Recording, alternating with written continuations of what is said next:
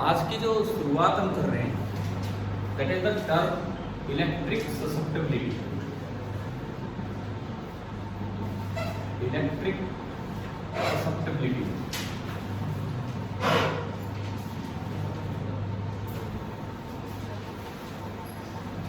Electric susceptibility और इसका जो सिंबल होता है सिंबल,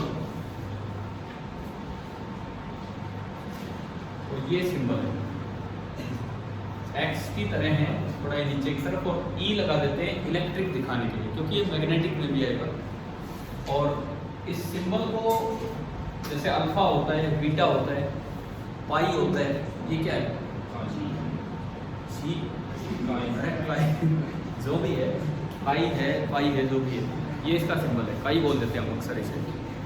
इलेक्ट्रिक ससेप्टिबिलिटी क्या होती है ये टर्म, इस पर हम ध्यान दें। देखो कुछ स्पेशल टाइप के मटेरियल होते हैं, उनको बोला जाता है linear isotropic dielectrics. Special type के मटेरियल होते हैं जिनको बोलते हैं लीनियर आइसोट्रोपिक डाइलेक्ट्रिक्स। ऐसे मटेरियल्स में क्या होता है, जिस डायरेक्शन में आप इलेक्ट्रिक फील्ड लगाएंगे, जिस भी डायरेक्शन में इलेक्ट्रिक फील्ड लगाएंगे उसी डायरेक्शन में पोलराइजेशन होगा। ऐसा ही हमने पढ़ा था शायद अभी तक, तो वो लीनियर वाले ही मटेरियल है। ये कोई डाइलेक्ट्रिक है, आपने अगर इधर इलेक्ट्रिक फील्ड लगाया बाहर से ई नोट, ठीक है, तो जो पोलराइजेशन होगा वो इसी डायरेक्शन में होगा पी वेक्टर, और इस मटेरियल के अंदर जो फील्ड है वो हमने बोल दिया था ई। पोलराइजेशन इसी के डायरेक्टली डायरेक्शन यही होगी, यानी कि P cap and E cap are same. कल हमने एम्स 2018 वाला एक सवाल किया था, है ना, उसमें क्या फॉर्मूला यूज हुआ था? ई वेक्टर बराबर एप्सिलॉन इनटू के माइनस 1 इनटू ई या ई नोट। तो ऐसे मटेरियल्स में क्या होता है, सबसे पहली बात पी की डायरेक्शन ई के अलोंग होती है, एंड पी का जो मैग्नीट्यूड होता है, मैग्नीट्यूड वो डायरेक्टली प्रोपोर्शनल होता है किसके, ई के। और यहाँ जो प्रोपोर्शनलिटी कांस्टेंट आता है, यहाँ जो प्रोपोर्शनलिटी कांस्टेंट आता है दैट इज एप्सिलॉन इनटू के माइनस 1। शायद कल तक हम ये पढ़ भी चुके हैं, यानी कि कल तक हम जो पढ़ रहे थे वो सारे के सारे मटेरियल कैसे हैं, लीनियर आइसोट्रोपिक डाइलेक्ट्रिक, इस तरह के मटेरियल। अगर मैं इन दोनों चीजों को मल्टीप्लाई करूं, इस इक्वेशन को इससे, mod P into P cap, mod P into P cap क्या बनेगा, E vector that is equal to epsilon into K minus 1 into E cap, क्या बना, ई वेक्टर। ये जो कल आप रिलेशन पढ़ रहे थे, ये एक बार ना सीबीएसई बोर्ड एग्जाम में 1 नंबर का ये सवाल भी आया था, for linear isotropic dielectrics write the relation between P and E. तो ये वाला रिलेशन था, एक बार ये एम्स में पूछा जा चुका है न्यूमेरिकल के तौर पे, सीबीएसई ने डायरेक्ट पूछा था 1 नंबर का, तो एक बड़ा इंपॉर्टेंट सा पार्ट है हमारा, ठीक है। अब हमारी जो हेडिंग है ससेप्टिबिलिटी, जो पुरानी एनसीईआरटी बुक हुआ करती थी तब बड़ा कंफ्यूजन कर रखा था उसने, आज से 5-7 साल पहले, वो इस फैक्टर को, इस पूरे फैक्टर को बोलते थे ससेप्टिबिलिटी, एप्सिलॉन इनटू के माइनस 1 को। जबकि जो स्टैंडर्ड बुक्स थी ग्रिफिथ्स और ये सब, उनमें ओनली के माइनस 1 को क्या बोला जाता था, ससेप्टिबिलिटी। तो ये कंफ्यूजन था कि एनसीईआरटी के अकॉर्डिंग पढ़े या उसके अकॉर्डिंग। पिछले कुछ सालों से एनसीईआरटी ने भी चेंज कर दिया, तो आपकी जो किताब होगी उसमें केवल के माइनस 1 को क्या बोल दिया गया है, इलेक्ट्रिक ससेप्टिबिलिटी। ये रिलेशन लिखने के बाद यहाँ पे के minus 1 is called susceptibility, electric susceptibility. The K is the dielectric constant, epsilon r भी इसको बोलते हैं। और क्योंकि K डायमेंशनलेस है तो susceptibility भी जो होगी वो क्या हो जाएगी आपकी, डायमेंशनलेस। यानी कि इस रिलेशन को हम ऐसे भी याद कर सकते हैं, P is equal to epsilon into chi into E। Same relation इस तरीके से भी याद किया जा सकता है, epsilon into chi into E। ठीक है, ये आप नोट कीजिए।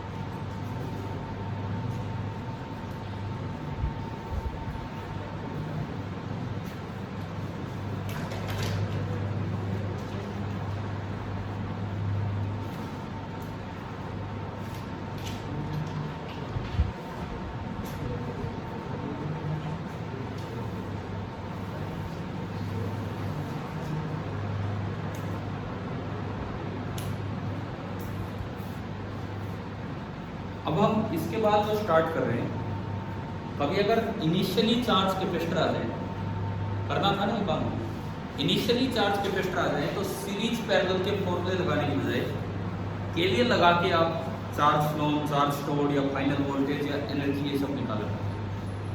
तो इसके बाद हम ये वाला पार्ट स्टार्ट करें। नोट हो गए?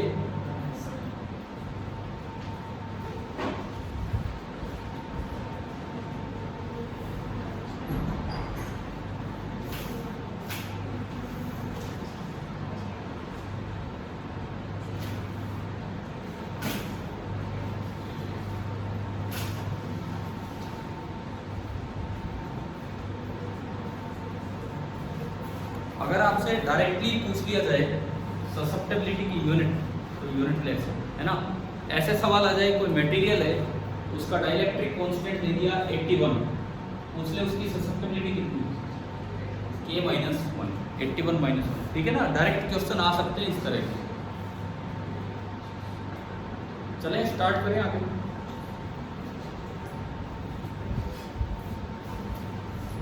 तो अब जो हम पढ़ रहे हैं connecting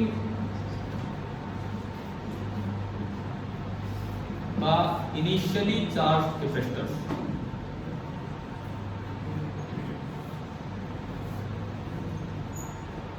connecting the initially charge capacitor. पहले से अगर चार्ज कैपेसिटर हो और उनको आप आपस में कनेक्ट कर रहे हैं तो किस तरह से चार्ज फ्लो वगैरह देखा जाएगा, उस पर हम आते हैं।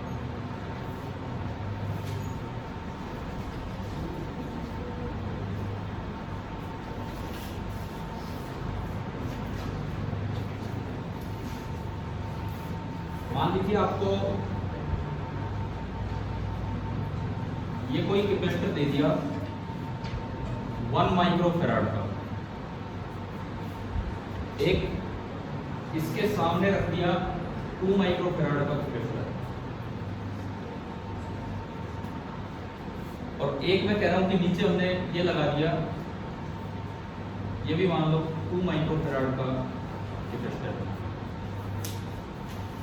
इनको चार्ज करने के लिए हमने 3 बैटरीज का यूज किया, 3 बैटरीज का। सपोज ये कनेक्ट कर रखी है 20 वोल्ट से, ये 20 वोल्ट से। अच्छा, अब अगर ये 20 वोल्ट से कनेक्ट किया है पहला कैपेसिटर, कनेक्ट करने के बाद अगर मैं बैटरी हटाऊं तो चार्ज हट जाएगा या रहेगा? रहेगा, ये तो हमें पता है ना। तो 20 वोल्ट से एक कनेक्ट किया, दूसरा 10 वोल्ट से, तीसरा 15 वोल्ट से, इस तरह का कुछ हमने कनेक्शन कर दिया। इस पे मैंने बैटरी दी 10 वोल्ट एंड इस पे मैंने बैटरी दी 15 वोल्ट। ये है, मैं इनके टर्मिनल्स के नाम डाल देता हूं। This is A B, this is X Y and this is W and Z। एक ये डायग्राम बनाओ, फिर इससे अगला डायग्राम बनाएंगे कनेक्शन वाला।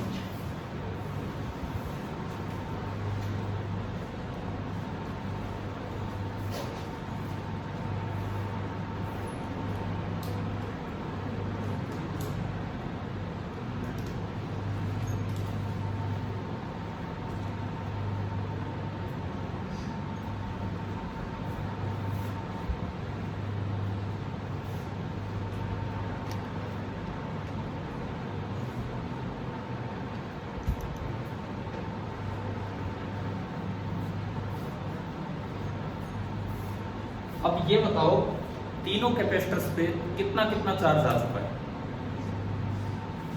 जैसे यहां अगर मैं देखूं, मैंने 2 ली, 2 से ज्यादा ले लिए कैपेसिटर। 2 वाला एक केस करवाया था, कॉमन पोटेंशियल, वो इनिशियली चार्ज ही थे, 2 से ज्यादा है जनरल। यहां अगर मैं देखता हूं वोल्टेज 20 वोल्ट, C1 माइक्रोफैराड, तो Q बराबर CV, तो इस साइड तो आएगा 20 माइक्रोकूलम और इस साइड आएगा -20 माइक्रो। इस वाले में कितना आएगा, यहाँ जो है ये 10 × 2, यहाँ पे 20 माइक्रोकूलम एंड यहाँ पे -20 माइक्रोकूलम। इस वाले पे नीचे 30 माइक्रोकूलम एंड -30 माइक्रोकूलम। हमने क्या किया, इनिशियली कैपेसिटर्स को चार्ज कर दिया एंड देन उसके बाद हम इनको कनेक्ट करेंगे। बना लिया शायद आपने डायग्राम, बन गया, ठीक है। इसके बाद लिखना now the batteries are disconnected, ये होने के बाद आप लिखना now the batteries are disconnected. बन तो गया नहीं डायग्राम सभी का, ठीक है। Now the batteries are disconnected and the capacitors are connected in the following way, and the capacitors are connected in the following way. क्या तरीका है बनाता हूं मैं यहां।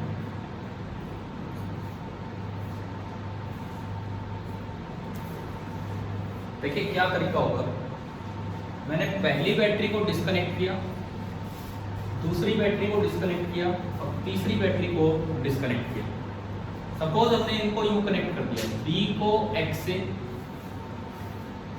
A वाले को W से एंड Y वाले को Z से। अब कैसे भी दे सकता है क्वेश्चन में, कैसे भी वो दे सकता है। हमने ये वाला कनेक्शन लिया, ठीक है, क्या कनेक्शन है। मैं अभी बैटरी वाला पार्ट हटा रहा हूं, हमने ये जो कनेक्शन किया है इसके बाद अभी बैटरीज का कोई काम नहीं है।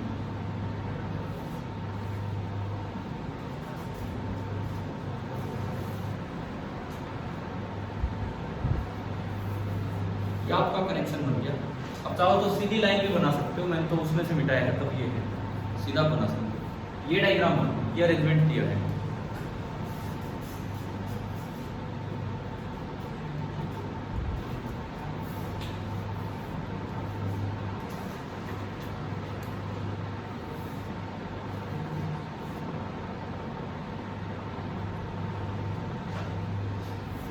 अब इसमें पूछ ले तीन तरह की बातें, जो तीन चार बातें जो इसमें पूछी जा सकती है। एक तो यूँ पूछ ले कि ये कनेक्शन करने पे कितना चार्ज फ्लो किया होगा सर्किट में। दूसरा यूँ पूछ ले तीनों कैपेसिटर्स पे चार्ज स्टोर्ड बताओ। तीसरा यूँ पूछ ले तीनों कैपेसिटर्स के पास फाइनल वोल्टेज बताओ। चौथा यूँ पूछ ले इस चार्ज के चलने में कुछ एनर्जी का लॉस हुआ होगा। हमने पीछे कुछ फॉर्मूले बना रखे थे एनर्जी लॉस के, U final plus energy loss बराबर U initial plus work done by battery. और यहाँ कोई बैटरी है कहीं, हटाने के बाद कोई बैटरी नहीं है तो वो चीज़ हटी जाएगी। तो चलो इसमें करते हैं एक दो पार्ट, क्वेश्चन की तरह से ले लीजिए। फाइंड, अगर ये डायग्राम आप बना चुके हो, फाइंड फर्स्ट पार्ट, पहला part charge flown in the circuit. पहला part charge flown in the circuit. दूसरा part charge stored on each capacitor. Second जो हमारा पार्ट रहेगा that is charge stored on each capacitor. तीसरा पार्ट एनर्जी लॉस। तीसरा हमारा part बनेगा energy loss. ये है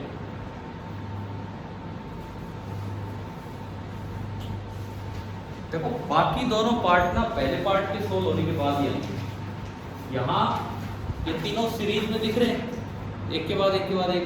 लेकिन अगर और भी कोई बड़ा सर्किट और इनिशियली चार्ज कैपेसिटर हो, शायद मैंने आपको पहले बताया था, सीरीज और पैरेलल के कॉम्बिनेशन वाले जो फॉर्मूले हैं वो वैलिड नहीं होंगे। पता रखा है वो जो है ना सी इक्विवेलेंट वगैरह लिख के छोटा कर दो सर्किट को, वो वैलिड नहीं है अगर कैपेसिटर पहले से चार्ज है तो। अब ऐसे में क्या करना है, आप अपनी तरफ से मान लो कुछ भी चार्ज क्यू फ्लो कर गया, सर्किट आपको दोबारा बनाना पड़ेगा, लेकिन पहले इधर देखिए, पहले इधर ध्यान दीजिए कैसे होगा। मैंने माना कि क्यू चार्ज यूं फ्लो कर गया, अगर क्यू नेगेटिव आ जाए तो उससे उल्टी डायरेक्शन। मैंने माना कि क्यू चार्ज यूं फ्लो कर गया पूरे सर्किट। चलो यहाँ से स्टार्ट करो, यहाँ कितना था 20 था और क्यू निकल गया तो कितना रह गया, यहाँ रह गया 20 माइनस क्यू। ये माइक्रो में ही है, माइक्रो में ही 20 माइनस क्यू। क्लियर। इस पे आओ 30 था और कितना और आ गया क्यू, कितना हो गया 30 प्लस क्यू। और ये हमने यहां से हटाया। इस पे आप आइए, 20 था और ये Q ऐसे चल रहा है, ऐसे 20 था। मैं तीनों की एक एक प्लेट ले रहा हूँ, इसकी एक प्लेट देखिए, इसकी एक प्लेट, इसकी एक प्लेट। 20 में से Q निकल गया, कितना बचा? 20 माइनस।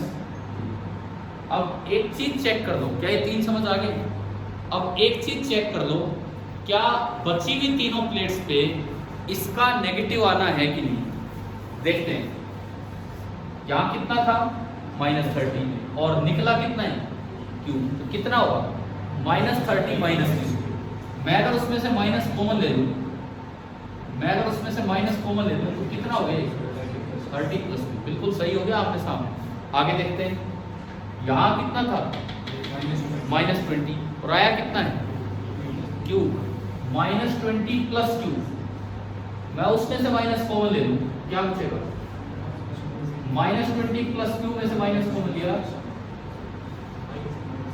ये बचेगा। क्या ये आ गया इक्वल एंड अपोजिट? इधर आओ जी, -20 था और आया कितना है? Q। तो कितना बचेगा? -20 + Q। इसमें से माइनस कॉमन लिया तो क्या बचा? 20 माइनस। क्या तीनों पे इक्वल एंड अपोजिट हो गए? तो अब चार्ज स्टोर लिखना आसान है मेरे लिए। हमने पढ़ा है कि कभी भी दो प्लेट्स पे अगर इक्वल एंड अपोजिट होता है तो वही पॉजिटिव वैल्यू चार्ज स्टोर होता है। पढ़ रखा है तो हमने कैपेसिटर में। अब लिखो voltage plus minus Q/C। Q कितना इस पे charge store? 20 minus Q। Micro में है, माइक्रो में, लेकिन वो C भी माइक्रो में है, तो माइक्रो से माइक्रो कैंसिल हो गया, डिवाइड बाई 1। इस पे लिखो, इस पे कितना होगा? ये प्लस ये minus 20 minus Q divided by 2। ठीक है, इस पे आप लिखो ये प्लस ये माइनस 30 + Q डिवाइडेड बाई, सारे माइक्रो कट गए। फाइनली चार्ज ऐसे आके रुका होगा। अब आप कैसे Q निकालेंगे? Only KVL। इस लूप में घूम के KVL लगा दो। 3 ही तो एलिमेंट है, KVL लगाना आता है हमें। मान लो मैं यहां से चला, पहली एंट्री माइनस से, तो प्लस का 20 माइनस Q/2। अगली एंट्री माइनस से, तो प्लस 20 माइनस Q/1। और अगली एंट्री प्लस से, तो माइनस का 30 + Q/2। और सबका सम कितना होगा? 0। सभी का सम हो गया 0। केवीएल लग गया। एक सिंगल इक्वेशन है, सिंगल वेरिएबल है, क्या यहाँ से Q कैलकुलेट हो जाएगा? करो एक बार, Q बताओ।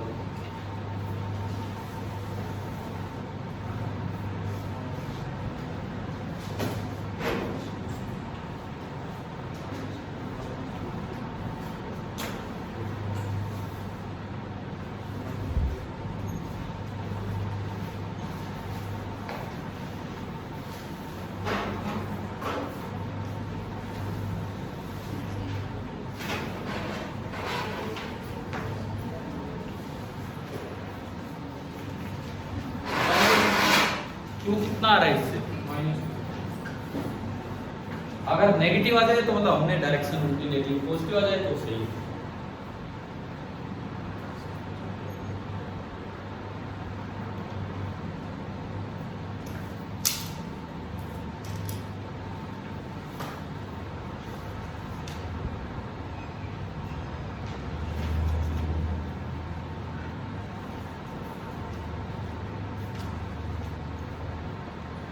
आप लोग इसको नोट कर लेना, रिव्यू एक बार ये इक्वेशन बता दो उसको Q कितना है।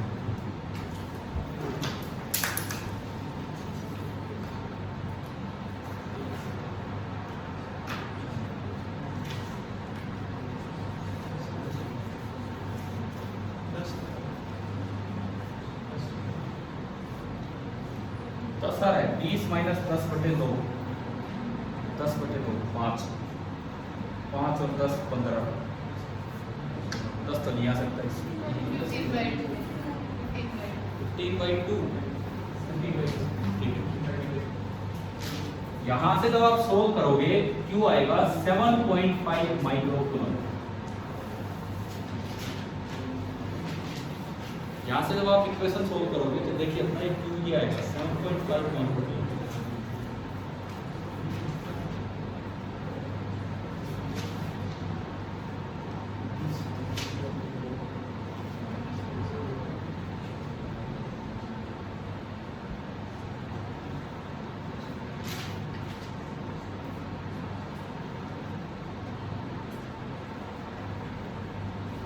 आ गया होगा है ना? ठीक है, नोट तो कर ही लो इसे पूरा। तो इनिशियली अगर चार्ज कैपेसिटर आए तो हमें कैसे आगे बढ़ना है समझ आ गया? एक ही तरीका है यही, और कुछ नहीं, केवीएल लगाना होगा लास्ट में। अब इसमें 3 पार्ट थे क्वेश्चन में, अब तो एक पार्ट का आंसर आएगा। Charge flowing in the circuit वो आ गया 7.5 माइक्रोकूलम। सेकंड में क्या पूछा है? Second part charge stored on each capacitor. तो ये है जो फाइनल चार्ज है वो ये है, जिससे पहले कैपेसिटर पे चार्ज स्टोर्ड है 20 माइनस क्यू, तो कितना 12.5। पहले कैपेसिटर पे चार्ज स्टोर्ड आ गया 12.5 माइक्रोकूलम। दूसरे कैपेसिटर पे चार्ज स्टोर्ड कितना, यही है 12.5 माइक्रोकूलम। और तीसरे कैपेसिटर पे charge store 30 plus Q, 30 plus Q कितना हो गया 37.5 माइक्रोकूलम। सेकंड पार्ट के ये आंसर है। ये तीनों प्लेट्स पे जो चार्ज स्टोर्ड हैं वो आपने ये निकाल दिए इस तरीके से।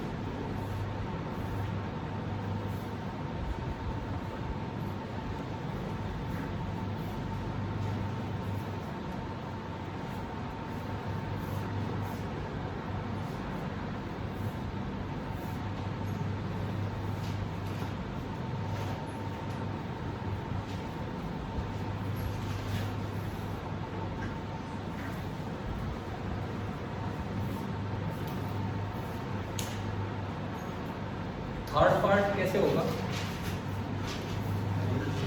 अभी नहीं करना सोल्व, क्योंकि कैलकुलेशन होगी, घर से करना। आप बताओ क्या पहले 2 पार्ट हमें समझ आ गए? क्लियर है सभी को, है ना? थर्ड पार्ट कैसे होगा? यू इनिशियल लिखना। यू इनिशियल वो बैटरी वाले डायग्राम से आएगा। कैसे? Half C1 V1 square micro में चला लेना, वो भी इधर रखे थे तीनों बैटरीज के, तो half C1 V1 square, half C2 V2 square, half C3 V2, U initial आ गया। यू फाइनल यहाँ से आएगा, चार्ज स्टोर्ड आ गया Q square upon 2C, Q square upon 2C। Micro cut लेगा, माइक्रो की चिंता नहीं करेंगे हम, and Q square upon 2C।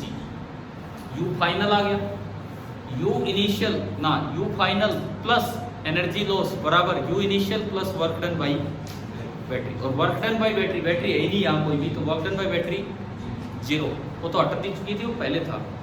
तो एनर्जी लॉस आएगा you initial minus you final. करोगे अपने आप कैलकुलेट, थोड़ी कैलकुलेशंस होंगी लेकिन करना। माइक्रो जूल में अगर आंसर आता है तो क्या आता है? तो आप बताएं, इनिशियली चार्ज कैपेसिटर हमें समझ आ गई, ठीक है? एक तरह से हमारी आज फिनिशिंग क्लास इस चैप्टर की। कल वर्कशीट नंबर 2 डिस्कस करेंगे, वही डिस्कस हो पाएगा इतने, अगर आपको डाउट्स आ जाएंगे अभी देखना, ठीक है? नहीं आएंगे कोई बात नहीं, आगे बढ़ेंगे उसमें। अगले 1-2 दिन में कैपेसिटर पे ही है, नया चैप्टर दी स्टार्ट कर रहे हैं, कुछ और क्वेश्चंस कर रहे होंगे, लेकिन कैपेसिटर ढंग से अपना पूरा कर रहे हैं, ठीक है? ताकि संडे को एक अच्छा सा टेस्ट आप दे सकें। मिटा दो इसको, हो गया, ठीक है?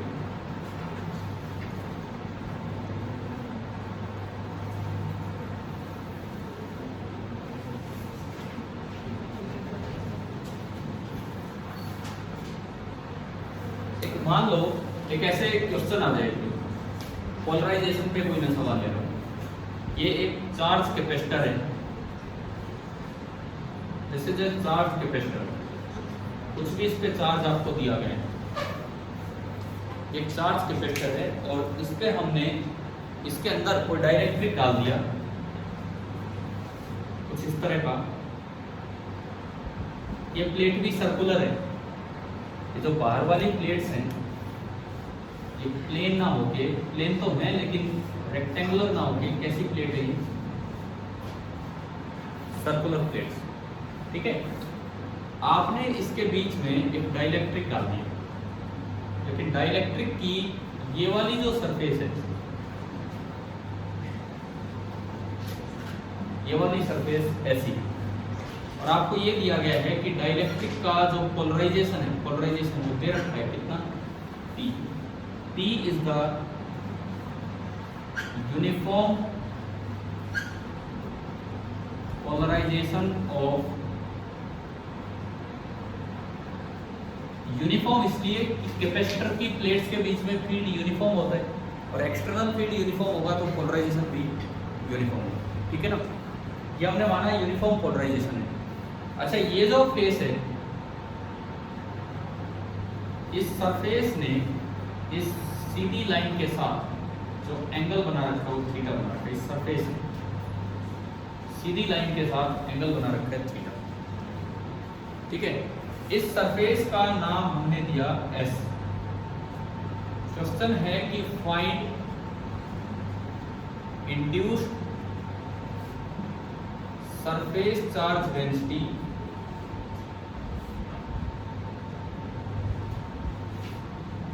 Induced surface charge density at surface S।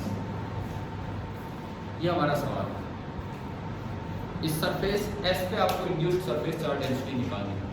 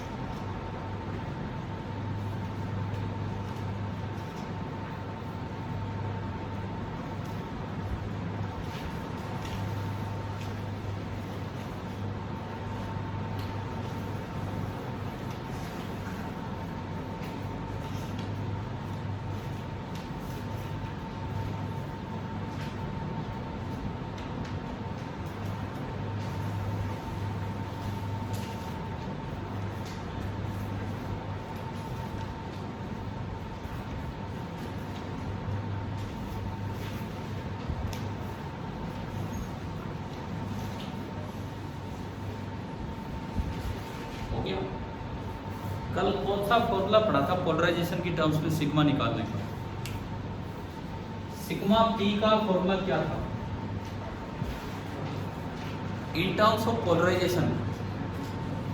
Sigma P का फॉर्मूला था P vector dot N cap. Volume charge तो आएगा नहीं, क्यों नहीं आएगा? पोलराइजेशन कैसा है? यूनिफॉर्म। हमने पढ़ रखा है यूनिफॉर्म पोलराइजेशन में वॉल्यूम में चार्ज नहीं आता, लेकिन सरफेस पे तो आ सकता है। करें इसका सॉल्यूशन इसी डायग्राम से, ये यहीं से इसका सॉल्यूशन स्टार्ट होता है। Sigma P is equal to P dot N cap. याद तो आ गया ना ये फॉर्मूला? पी आपको दे रखा है, एन कैप जो बनेगा क्वेश्चन में नहीं दिया, हमें पता है कि यूनिट वेक्टर इधर बनेगा सरफेस के परपेंडिकुलर।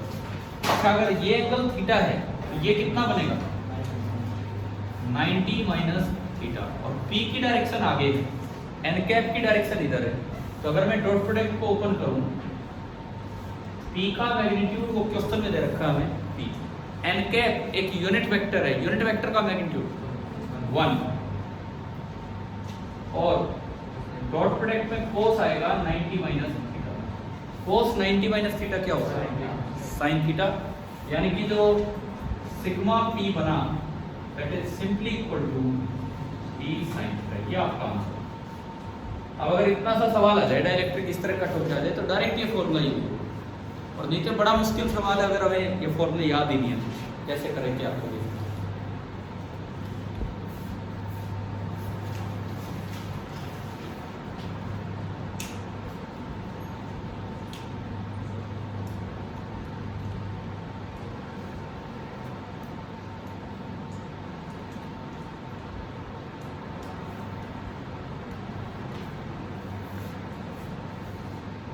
हो गया?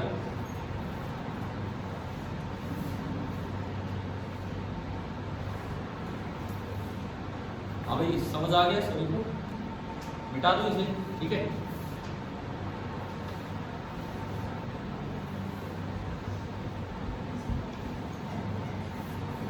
कभी कभार जैसे ऐसे भी सवाल आ जाते हैं, मान लो आपको ये प्लेट दे रखी है, कैपेसिटर की plate area of one side that is a, एक साइड का प्लेट एरिया ए है, और इसमें ना दो डाइलेक्ट्रिक भर दिए,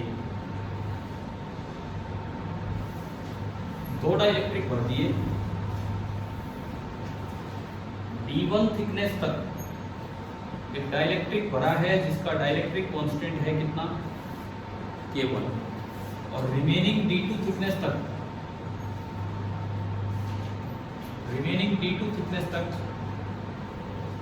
एक और डाइलेक्ट्रिक भर दिया जिसका डाइलेक्ट्रिक कांस्टेंट है K2, और आपने कोई V वोल्ट की बैटरी लगा दी,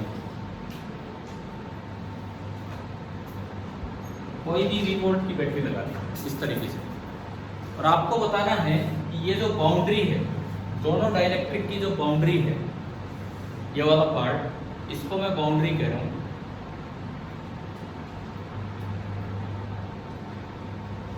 बाउंड्री मैंने इसको बोला है। क्वेश्चन में आपको क्या निकालना है कि find the induced surface charge density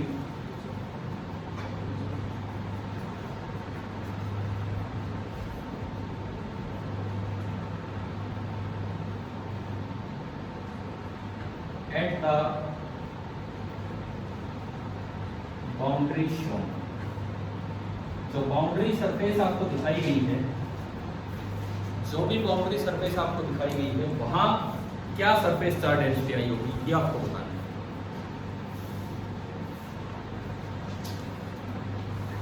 और हमें कोई चार्ज वार्ज नहीं बता रखा, बस वोल्टेज दे रखी है।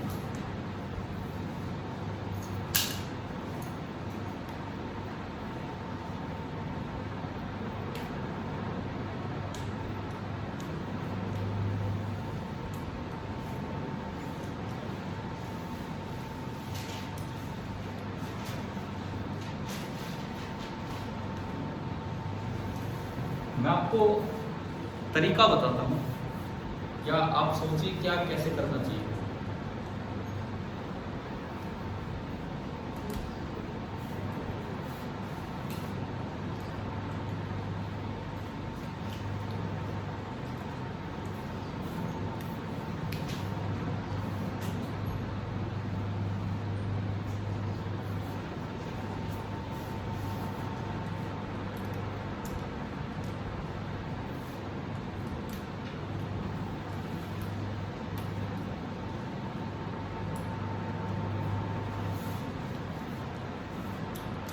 बना लिया, सवाल लिख लिया मतलब।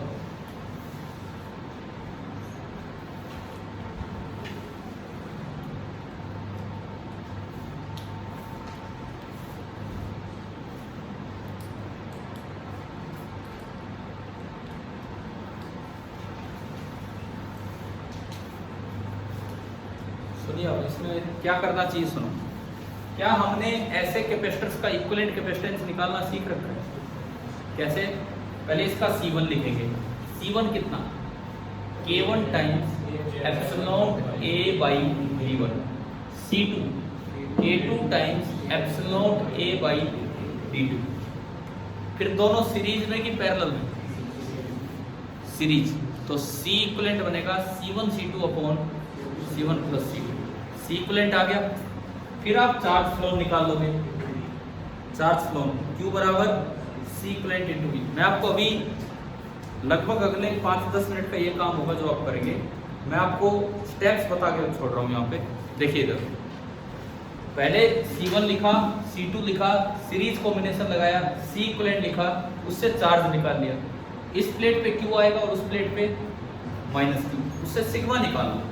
इधर होगा Q/A, सारा चार्ज अंदर हो जाता है, उधर कितना होगा -Q/A, सिग्मा आ गया। कभी फैराडे का फॉर्मूला था इंड्यूस्ड चार्ज बराबर इंड्यूसिंग चार्ज इनटू 1 - 1/k, पढ़ा हमने शायद फैराडेज फॉर्मूला। इंड्यूस्ड चार्ज बराबर इंड्यूसिंग चार्ज इनटू 1 - 1/k। मान लो आपने यहाँ पे सिग्मा कैलकुलेट कर दिया और यहाँ कैलकुलेट कर दिया क्या, तो एक ही बात हो, तो आप यहाँ सिग्मा निकालेंगे, यहाँ निकालेंगे माइनस सिग्मा। अब देखो इधर वाली जो लेयर है उस पे इंड्यूस्ड चार्ज आएगा माइनस सिग्मा इंटू 1 - 1/k1। इसका k कितना है, k1। क्या ये फॉर्मूला पढ़ा हुआ हमने फैराडे वाला? तो इधर इतना है तो इधर कितना आएगा, प्लस सिग्मा इंटू 1 - 1/k1। उस प्लेट पे इधर पॉजिटिव आएगा सिग्मा इंटू 1 - 1/k2। तो इधर कितना आएगा negative, minus sigma into 1 - 1/k2। और लास्ट में इन दोनों का आप एडिशन कर लेंगे जब भी नेट चार्ज आएगा। आप सिग्मा पे मत जाओ, अब चार्ज पे चले जाओ, लास्ट में एरिया से डिवाइड कर लेना। आपने Q निकाला, अब चार्ज पे चले जाओ, यहाँ Q निकाला, यहाँ -Q, तो इधर चार्ज आएगा Q और ये, इधर भी चार्ज आएगा ये और ये।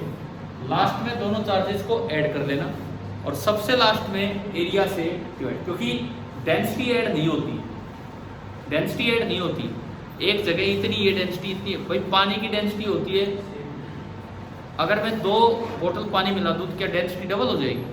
तो डेंसिटी ऐड नहीं, पहले हम चार्ज निकाल के लाएं और लास्ट में एरिया से डिवाइड करें। ठीक है, जो मैंने तरीका बताया आप उसके अकॉर्डिंग ये क्वेश्चन अपना ट्राई कीजिए।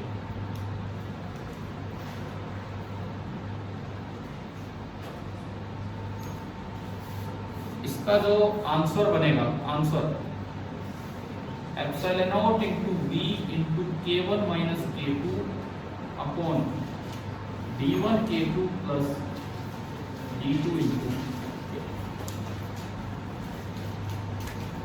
जो सरफेस है, बाउंड्री सरफेस, उस पे जो फाइनल चार्ज डेंसिटी आएगी वही आएगी। मैंने आपको स्टेप बता दिए हैं, अब आप कीजिए। ठीक है, ठीक है।